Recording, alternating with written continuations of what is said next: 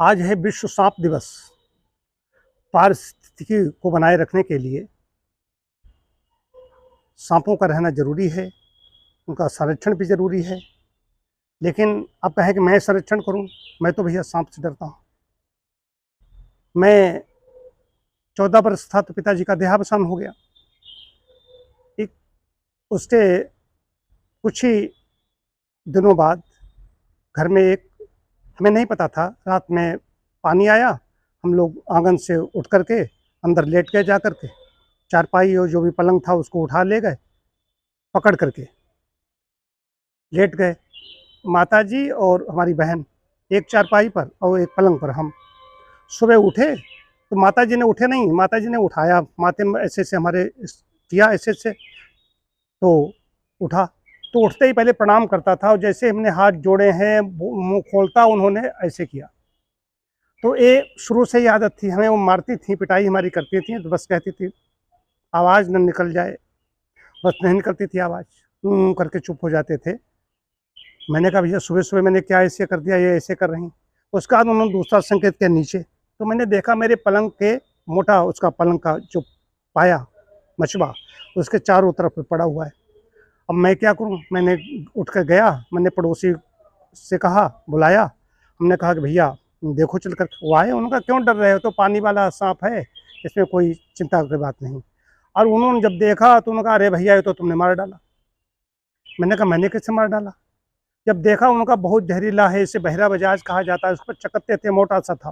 कहा इसके फन पर, उसका फन था उस पर हमारे पैर का इतना चौड़ा उसका पलंग का मचबा उसके ऊपर पड़ गया और हम अपने सोते रहे, वो मर गया।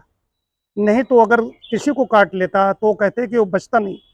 तो कई सर्प 3500 प्रजातियां हैं, इसमें 600 हैं उनको जहरीला माना गया है, उसमें से भी कुछ ऐसे हैं जो बहुत ही जहरीले हैं। हालांकि हमारे यहाँ तो हमारी संस्कृति में कि नाग देवता की पूजा की जाती है, नाग पंचमी ये इसीलिए कही जाती है, उनको पूजन किया जाता है। तो ये प्रकृति से जुड़ने की बात कही गई है, इसको लेकर के बहुत ज़्यादा कुछ रचनाएं भी कवियों ने लिखी। एक हीरानंद सच्चिदानंद बादशाह ने एक रचना मुझे याद आती है कि सांप को कम कम मनुष्य को ज़्यादा विषधर बताया। वो कहते, अपनी उनकी रचना है, सांप तुम सभ्य तो हुए नहीं, तुम्हें नगर में बसना भी नहीं आया। एक बात पूछूं, उत्तर दोगे तो कहाँ सीखा डसना, विष कहाँ पाया। वो कहते हैं तुमने विष कहाँ पाया। आजकल विष तो मनुष्यों के पास है, हालांकि हमें कोई ऐसा मनुष्य नहीं मिला जो भैया सांप से ज़्यादा विषैला हो। ये रचना की बात ऐसी आई, इनको लेकर के और भी कुछ लिखा गया है। कुछ लोग कहने लगते हैं आसीन का सांप बोलते हैं, कुछ लोग कहेंगे नाग पंचमी आएगी तो उनको ऐसे मनुष्यों के लिए कहते हैं। लेकिन परमात्मा को मेरे ऊपर कृपा है, हमारे साथ कहीं कोई ऐसा मनुष्य नहीं मिला जिससे हम ऐसा कह सकें। एक चीज़ तो सांपों की रक्षा करने के लिए बात आती है, सांपों की रक्षा हो भैया जंगल में हो, घर में तो नहीं पाला जा सकता।